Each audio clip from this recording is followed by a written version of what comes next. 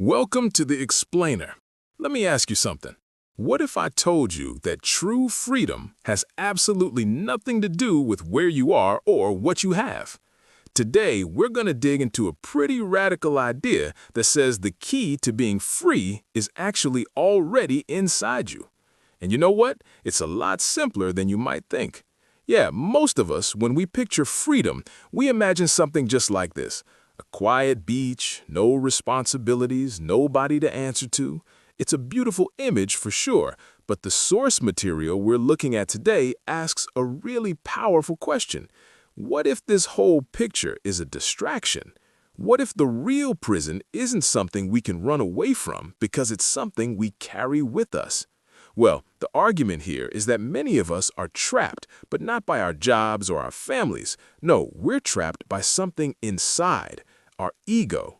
You know, that's the part of us that is just obsessed with our public image, constantly worrying, what do other people think of me? So this really lays out a clear choice for us, doesn't it? On one side, you've got the prisoner of the ego. This person is totally focused on keeping up a perfect appearance for everyone else. And the results? Just constant pressure and a feeling of being confined. But on the other side, there's another way, being focused on your own inner value, not on what other people think. And that, right there, is the path to real, authentic freedom. Okay, so if the ego is the warden, what does this prison actually look like? Let's dive into this really transformative idea. The real prison isn't a place at all. It's a state of being. So, the source throws out this really radical thought experiment. Picture yourself in an actual physical prison cell. Even there, your mind, your inner self, can be completely and totally free. You can just close your eyes and travel anywhere you can possibly imagine, completely unbound by the walls around you. And this right here is the crucial point. Your inner state does not have to match your outer reality. Your core self can experience a reality that's completely different from what your body is physically going through. And that little separation, that's where true freedom really begins.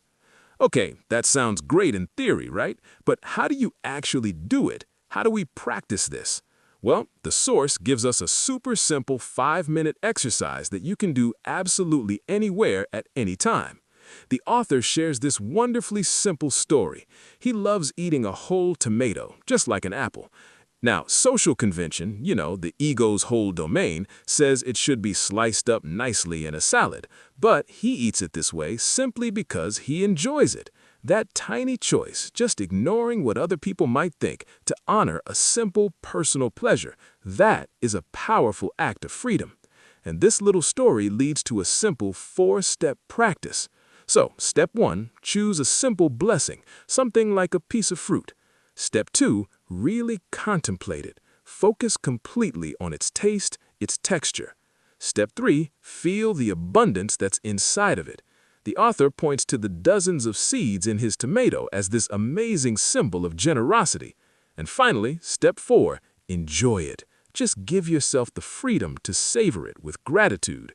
It's a small act for sure, but it's such a powerful way to reclaim your inner state. All right, now we're getting to what might be the most powerful part of this whole concept. See, practicing this kind of small inner freedom isn't just a mental trick. The idea is that it actually begins to change your external reality.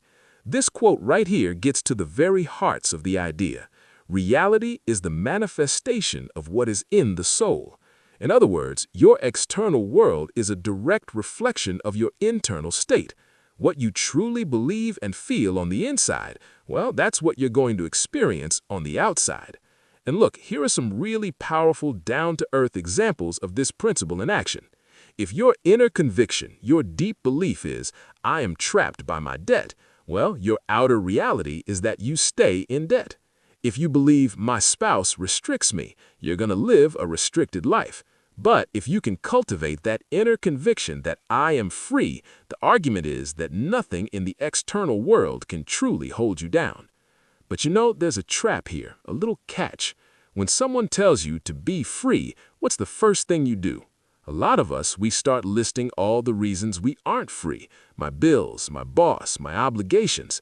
And by focusing on everything you lack, you accidentally make the walls of your own prison even stronger. So, if focusing on what you lack is just a trap, then where should you put your focus? And that brings us to the final takeaway here, a really critical question about where you direct your energy.